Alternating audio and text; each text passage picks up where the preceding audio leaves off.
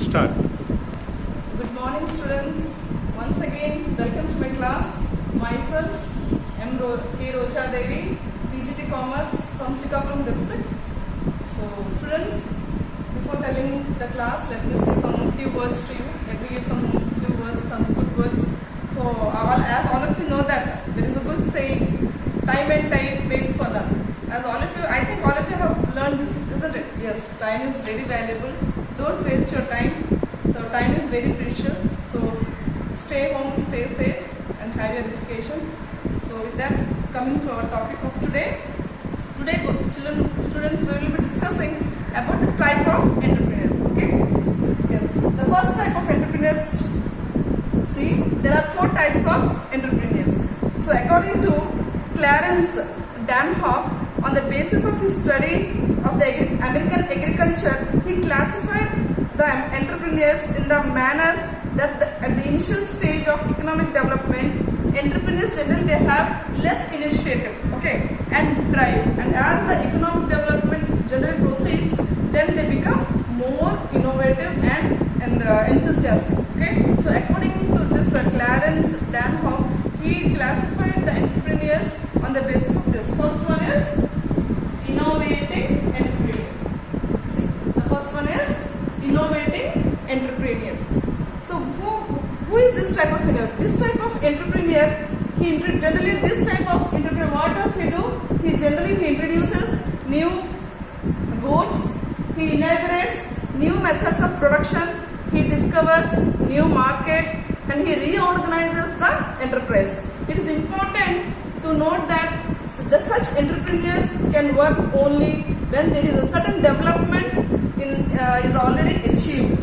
Okay, and the people look forward to change and improvement. So generally what happens in this type of entrepreneurs, these type of entrepreneurs, they generally have new things only when the business has extended to some extent, or when the business has continued for some time, then only they can go ahead. They try to innovate some new things. As the word itself, you can see innovative.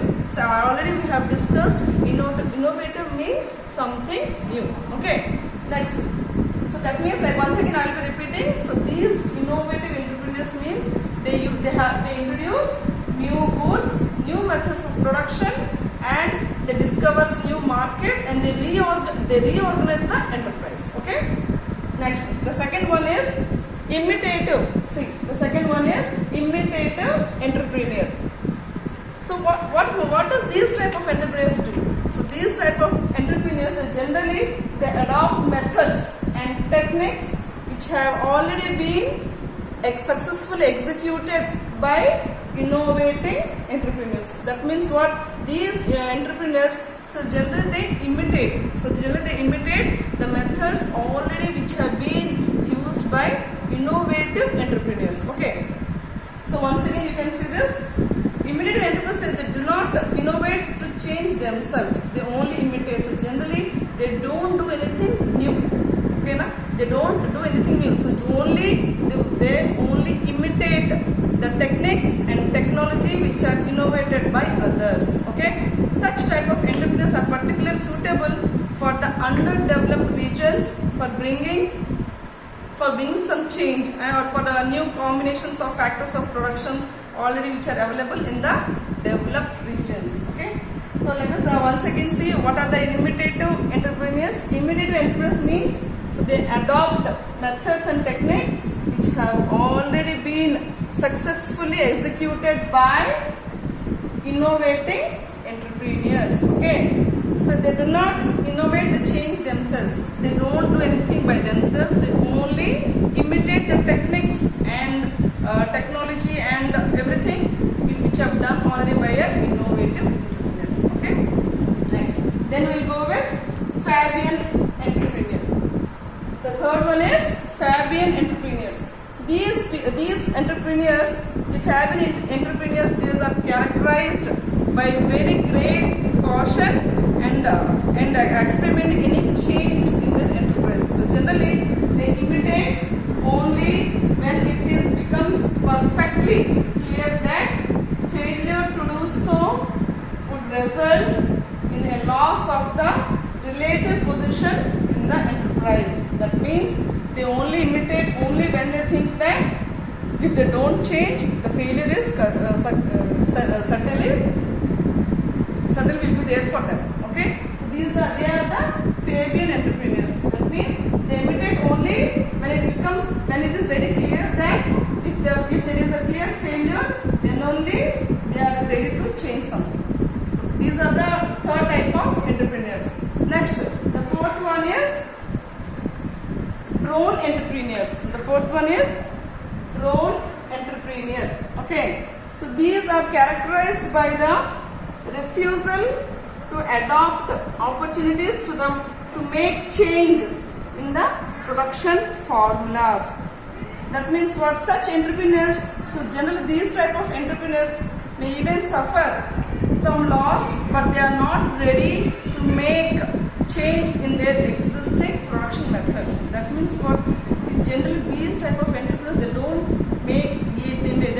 take any opportunities, they don't make any changes in their production formula, even they are sure that they are going to suffer any loss. Even if they are going to suffer any loss also, they are not going to make any changes. So these are the four type of entrepreneurs. Okay, once again you can have a brief look. The four type of entrepreneurs. Okay, first one is innovative entrepreneur. The second one is imitative entrepreneur. The third one is Fabian entrepreneur.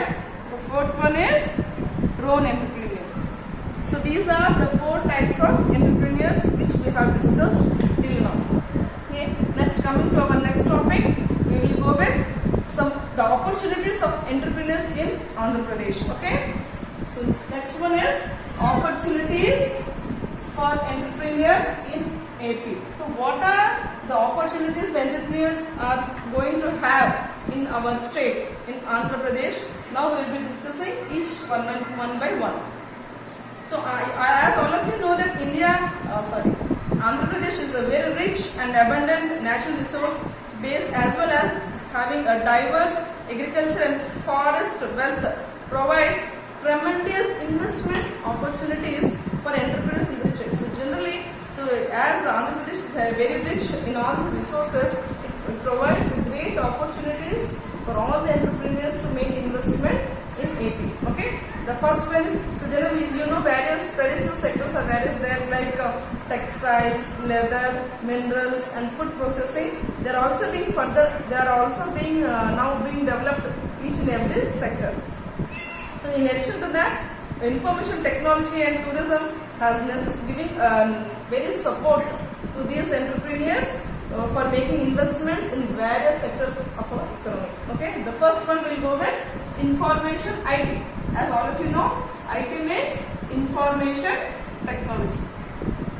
Yes, Government of Andhra Pradesh has declared the information technology industry as an essential service under the Essential Services Maintenance Act. Okay, and the industry has been exempted from power cuts.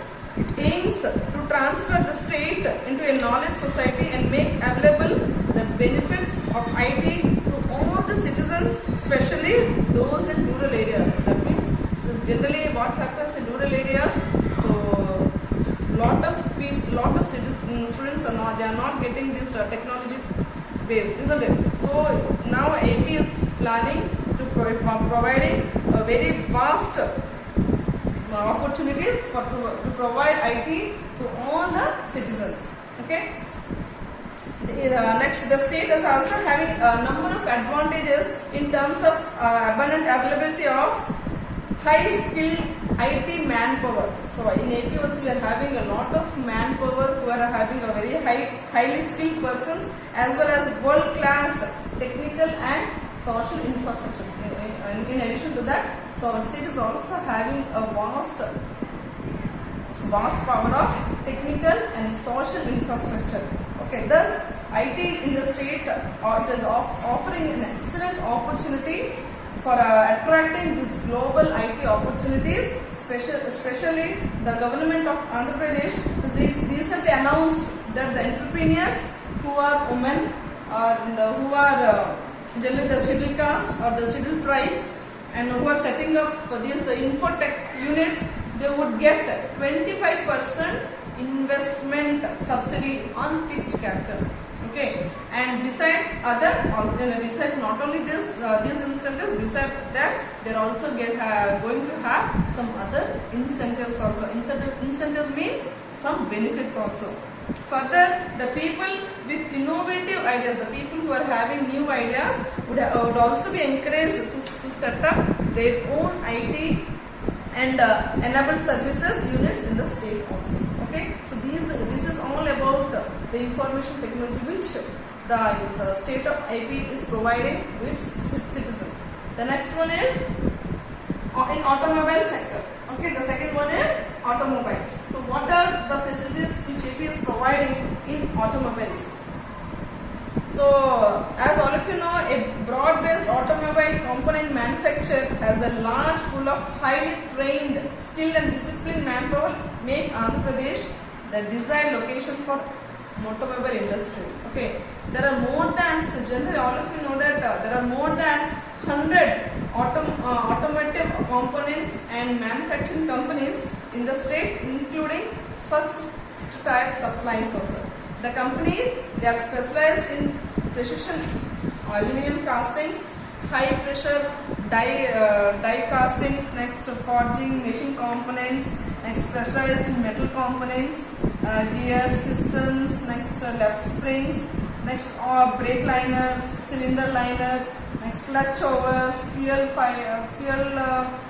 filters, nozzles, next delivery valves, starter motors, next grey iron oils and lubricants, next diesel fuel, etc. Next electrical regulators. Okay, so all these companies, they are highly advanced in our AP state. Okay, the industry is also highly potential and there are plenty of demand. So generally there is a lot of demand in this sector for the automobile components. So generally all of you know, as there is as each and every person nowadays are not, there is no person in present without an automobile, isn't it? So there is a lot of plenty demand for these automobile components. Hence, the entrepreneurs in the state, the persons who are going to invest in these sectors, they can grab a lot of opportunities in this sector. Okay, so this is all about automobiles. Next, we will go with drugs and pharmaceuticals. Okay. The state is our state is offering excellent opportunities for the growth of pharmaceutical industry in the country. So our state is providing a lot of opportunities not only in these sectors but also in drugs and pharmaceuticals also. Okay, due to the availability, so because the state is having a lot of availability of trained and skilled manpower, next good infrastructure as well as research and development facilities in our state, we can get all these facilities. That's why there is a lot of development in these sectors. Next, we can have an example. For example, in Hyderabad, Andhra Pradesh state accounts for around 1/3 of India's total bulk drugs production. Okay, once again I will be repeating. Hyderabad in our AP, it accounts for around 1/3 of India's total bulk drug production, is considered as the drug capital of our country. So Hyderabad is now considered as the drug capital of our country because it is producing, and that government of India, of Andhra Pradesh, is taking a decision for the establishment of a pharmacy near Visakhapatnam with a private sector participation. Okay, which provides a plenty of opportunities. Okay. Yes. The fourth one is mines and minerals. The fourth one is mines and minerals. So Andhra Pradesh is the second largest storehouse for mineral resources in India, as all of you know. So India is the second largest store of mineral resources in India. It includes various minerals like various vast deposits of coal, limestone, slabs, oil and natural gas, next manganese, asbestos, iron ore, ball clay, fire clay, gold, diamonds, graphites, next dolomite, quartz, tungsten, feldspar, silica, etc. etc. Isn't it? So a wide range of these, generally these minerals, they are widely used in various fertilizers, ceramics, next glass foundries, oil well drilling machineries, fillers and pigments. Okay. Now what is happening in the state or a state government? It has recognized mines and mineral sector as one of the growth engines for all the development of industry and infrastructure.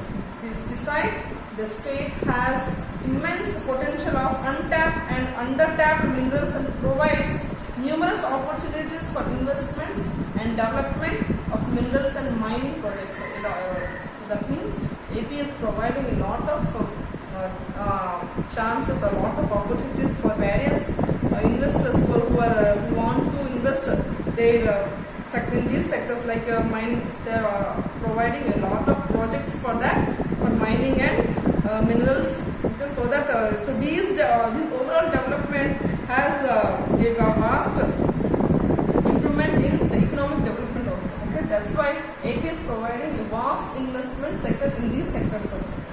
Next one is agriculture and forestry.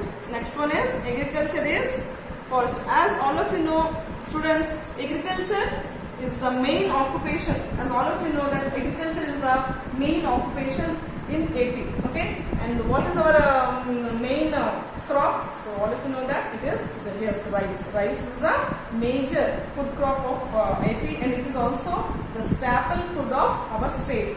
And it is generally it is contributing 77% of food grain production. Our Andhra Pradesh is contributing 77% of food production. Next, there are also not only rice production is maximum, but there are other various. There are very important crops also there, like bajra, maize, ragi. Next, small millets, pulses, castor, tobacco, cotton and sugarcane. Yes, the state has strong base. Our state is having a strong base in horticulture, producing a variety of condiments, fruits. Also, there are also various production of fruits, vegetables such as fruits like mangoes, citrus fruits, grapes, custard apples, next bananas, pineapples. It's a lot of fruits. Not only that, vegetables like tomatoes, onions, etc. etc. Okay. So Andhra Pradesh, it is the second largest producer of horticulture produce in India. So as all of you know, so in India our AP is the second largest producer of horticulture production. Okay. It is also leading producer of some of the spices. So not only this, so AP is also it is a leading producer. So generally some spices like chilies, turmeric and ginger, tamarind, coriander, etc. So some of the important forest products like this. So not only this, there are also some important forest products also which our AP is having production like teak, eucalyptus, cashews, bamboo, softwoods, red sandalwood. They are also available and abundant in our state. Hence, entrepreneurs who are having they are having many opportunities to establish units based on these products. Okay.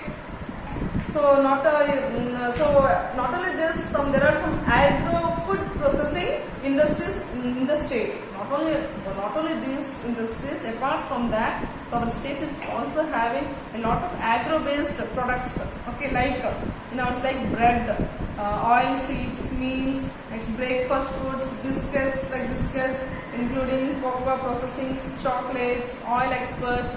Next refinings, next malt extracts, protein isolates, next high protein foods, weaning foods, ready to eat food products, and also some other processed foods also.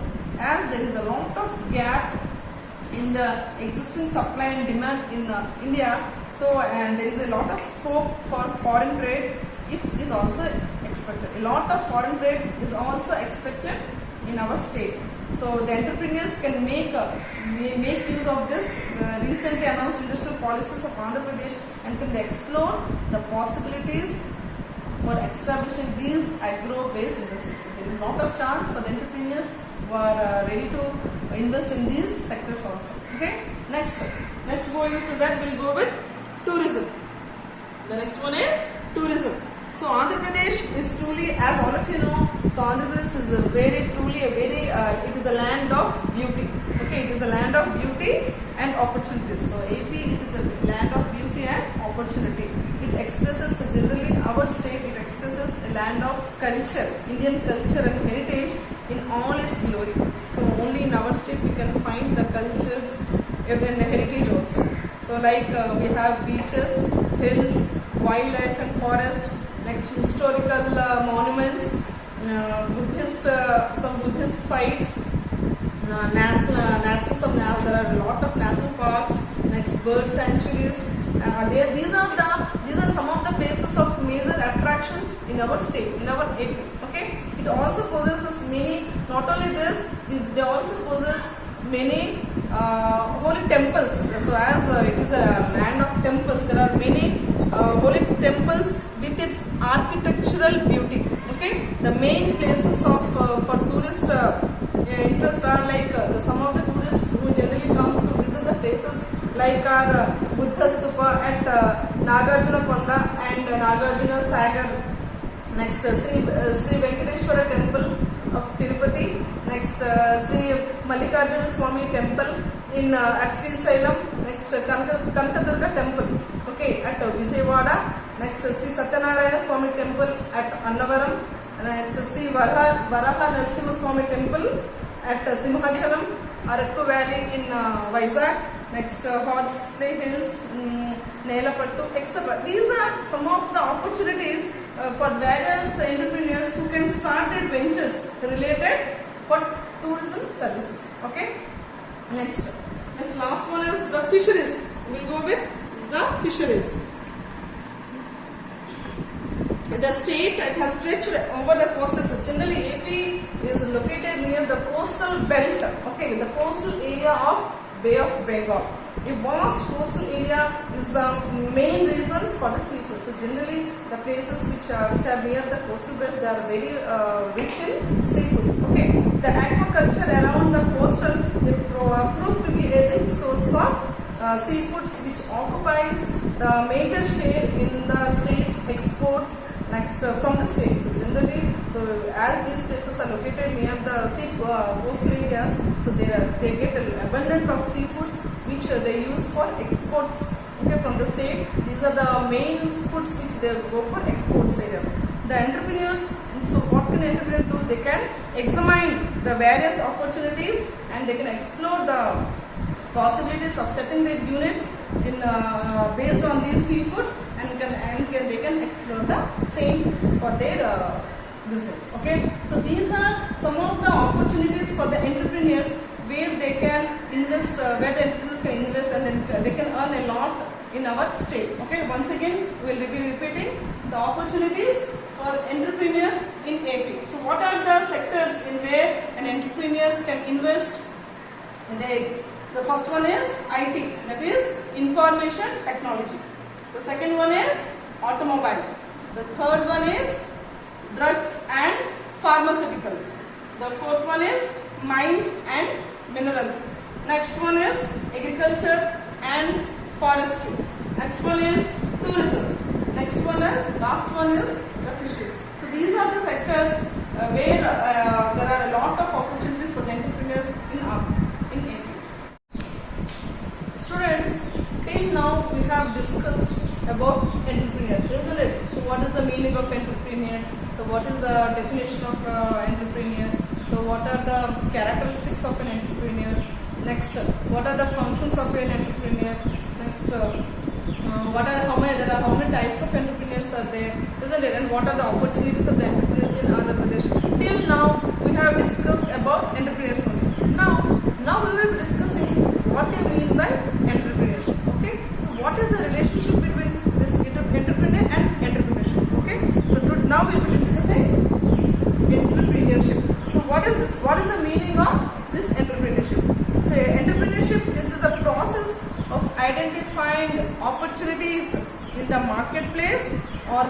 the resources required for the purpose of these opportunities and investing the resources to exploit the opportunities in the long term for the long term gains. Okay, so it involves creating wealth. So generally entrepreneurship is in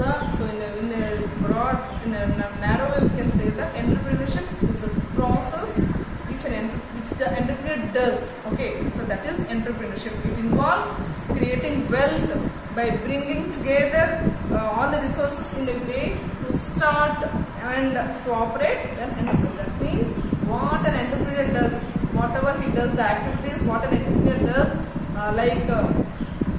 by bringing together the resources, by bringing together the wealth, and starts and in which way he starts the enterprise and operates it is known as the process. The whole process is known as entrepreneurship. Okay, here we can see the meaning. We can see entrepreneurship is the ability to identify.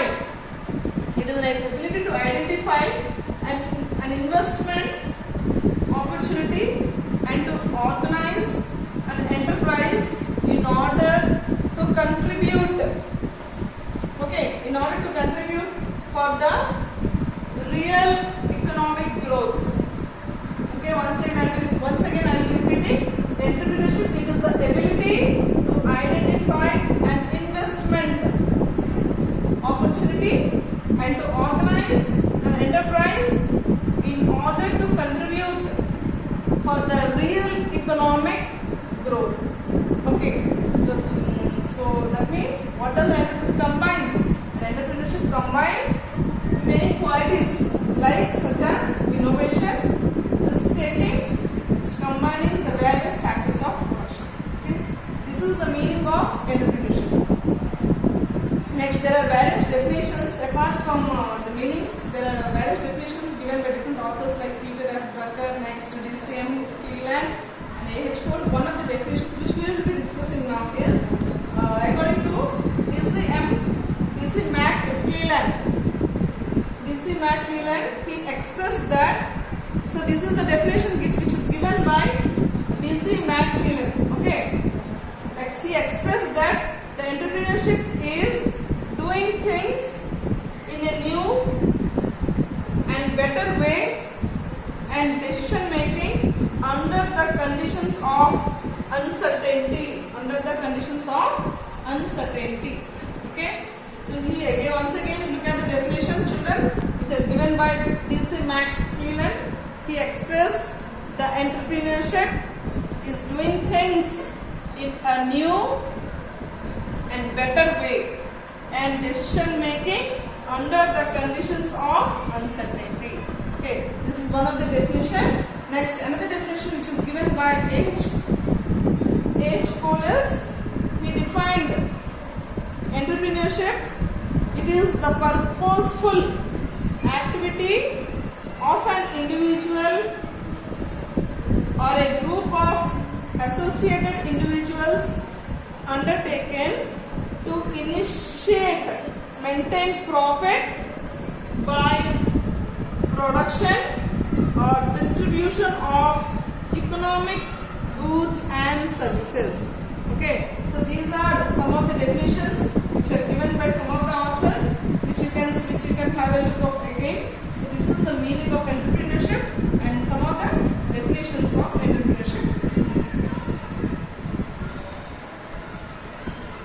Okay, so now after discussing the meaning of entrepreneurship, so and last we can say that entrepreneurship, so generally entrepreneurship, it lies more in the ability to minimize the use of, so generally it means it is the minimization of the factors of production and to exploit them. Okay, to exploit means what?